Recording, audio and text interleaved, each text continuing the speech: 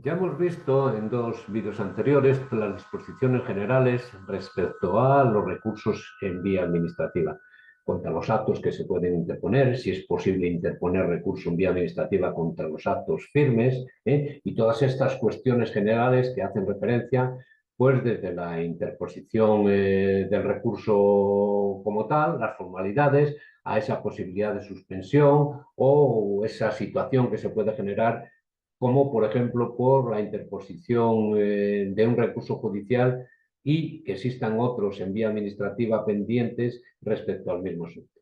Vamos a entrar entonces ahora en la concreción de los recursos.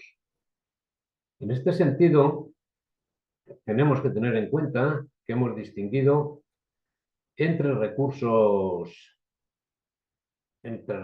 ordinarios, el de alzada y el de reposición, y el recurso extraordinario de revisión. Bien, pues entonces, en esta situación, primero de ellos es el recurso de alzada, que está regulado en los artículos 121 y 122 de la Ley 39/2015, y nos dice que contra qué cabe el recurso de alzada. Contra las resoluciones y actos a los que se refiere el artículo 112.1, resoluciones y esto, o los actos de trámite esos cualificados, cuando no pongan fin a la vía administrativa. En estos casos podrán ser recurridos en alzada ante el órgano superior jerárquico del que ha dictado ese órgano, del que ha dictado ese acto, esa resolución que recurrimos. Bien, entonces, una cosa es, hay que tener en cuenta, el que es competente para resolver es su superior jerárquico. Otra cosa es ante quién se puede interponer. El recurso puede interponerse ante ese órgano que ha dictado el acto que no recurrimos o ante el que sea competente para resolver, ¿de acuerdo? El superior jerárquico de aquel.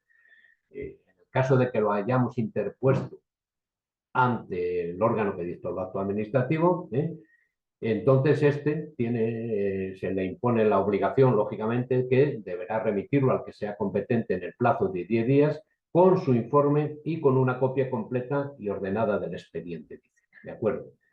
Y le atribuye esa responsabilidad al titular del órgano que dictó este acto recurrido en relación con el cumplimiento de eso. ¿Qué plazo tenemos para interponer un recurso de alzada? Ahí tenemos que distinguir si se trata de un acto que es expreso, hay una resolución notificada o hubo un silencio por medio que, a pesar de tener obligación de resolver y notificar, pues se lo saltó a la autoridad. Si el acto fuera expreso, el plazo para la interposición será de un mes a partir del día siguiente, aquel en que se produzca la notificación. Si transcurre un mes sin haberse interpuesto, resulta que la resolución será firme. Ese acto será un acto firme, ¿de acuerdo? ¿Y qué tiempo tenemos en el caso de que el acto no fuera expreso? O sea, no haya habido una resolución y notificación.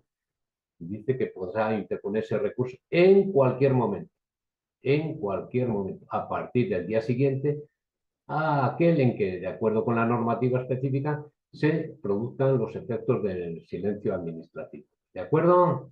O sea, hay que distinguir si es expreso, tenemos una notificación o no. ¿Y cuál es el plazo que tiene para resolver y notificar?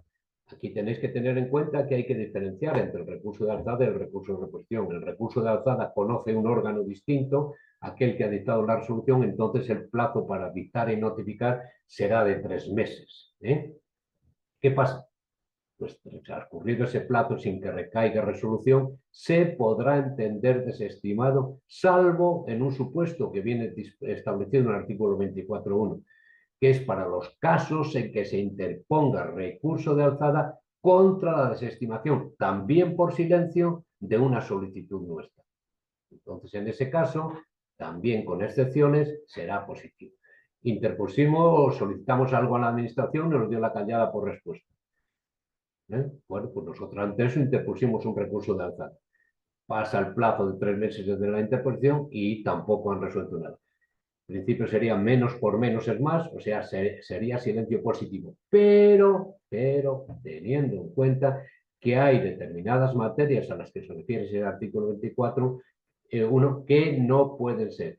Pues que se transfieran al particular facultades relativas al dominio público.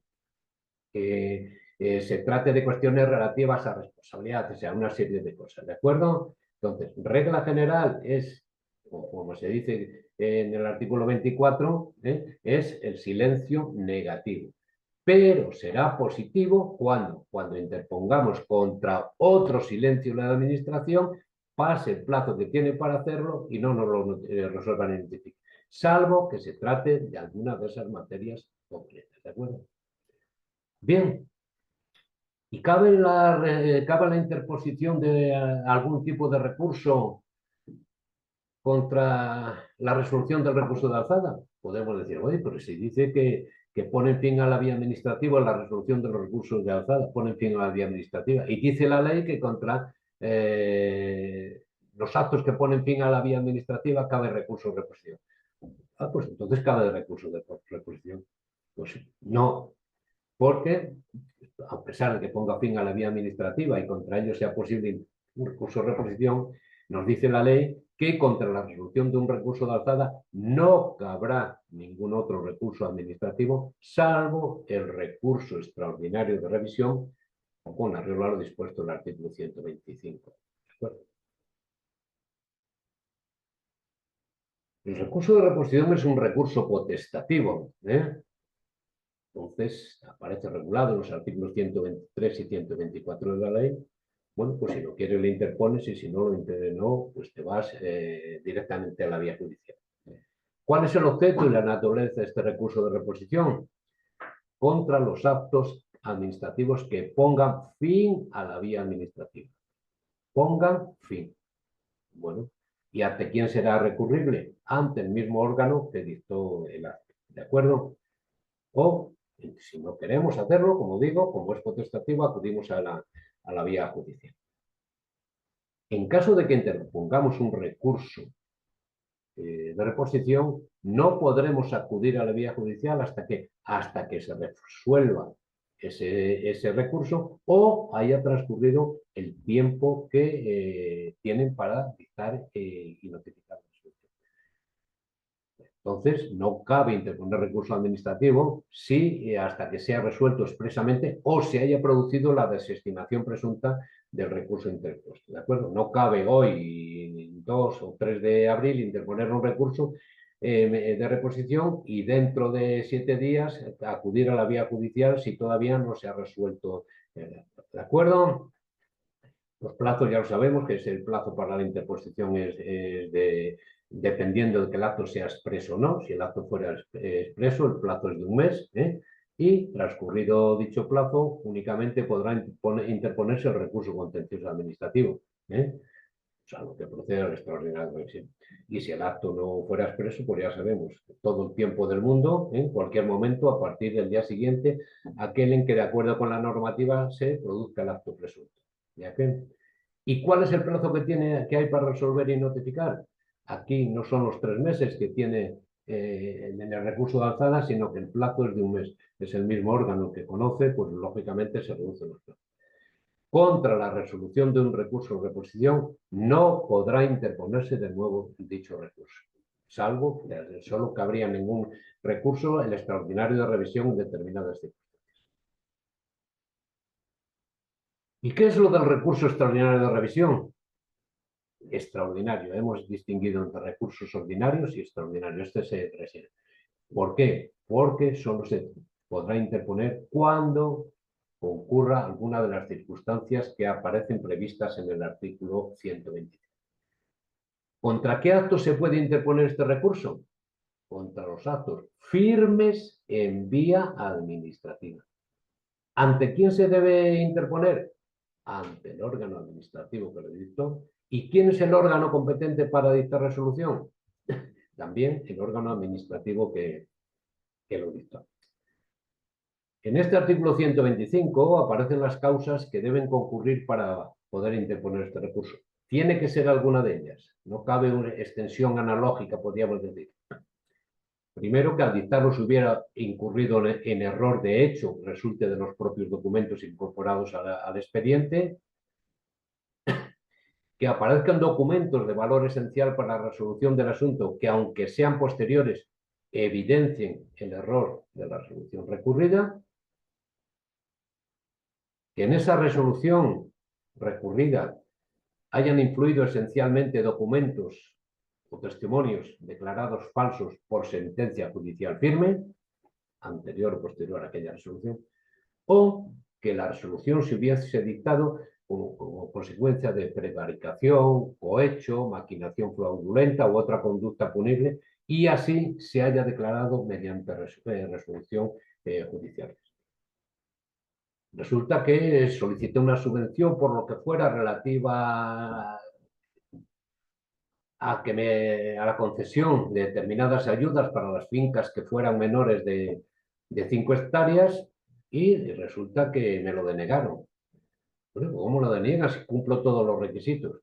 Y resulta que en la resolución o en el procedimiento, en vez de 5, ellos habían puesto 50, había un 0 de más. Hay un error, de hecho, ahí evidente que resulta de los documentos. Oiga, es que se coló un 0 de más. Pues entonces, en este caso, cabría la posibilidad de un recurso extraordinario de revisión. Teniendo en cuenta cuál es la circunstancia que concurre para poder interponer este recurso, el plazo para hacerlo es distinto.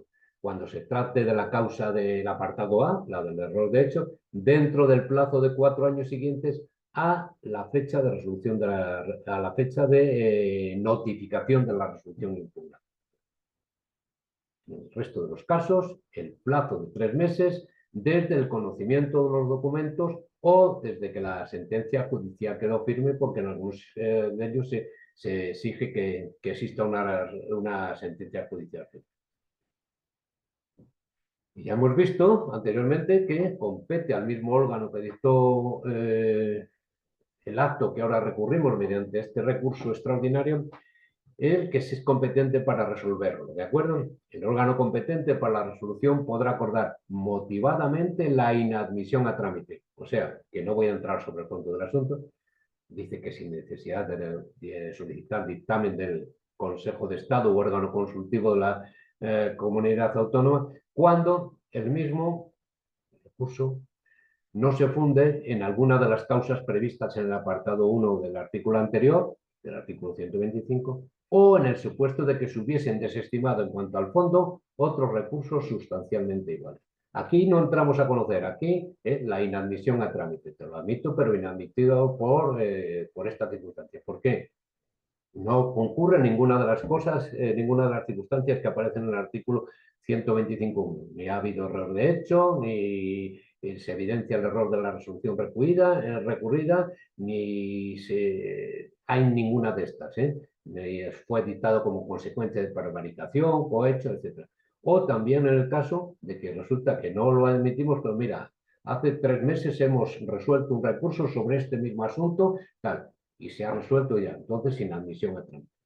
Bien, pues entonces en estos casos sí, se sigue adelante, se admite, el órgano al que corresponde conocer el recurso deberá pronunciarse no solo sobre la procedencia de ese recurso, que concurre esa circunstancia, sino también en su caso sobre sobre el fondo de la cuestión resuelta por el acto recurrido. Y hay una cosa que nos dice, que es que transcurrido el plazo de 3 meses desde la interposición, sin haberse dictado y notificado la resolución de este recurso, se entenderá desestimado, quedando pues abierta la vía jurisdiccional contencioso administrativa. Bien, pues aquí estos a grandes rasgos todo lo relativo a estas cuestiones que hacen referencia a la impugnación por medio de los interesados o de los particulares, de los ciudadanos, de los actos de la administración pública. Por un lado, la administración interviene por un lado cuando considera que aquello que dictó en un momento no se acorde con el ordenamiento político, y por otro nos queda esa posibilidad de que nosotros pues llevemos a cabo esas actuaciones. Esperemos que sirvan. Salud.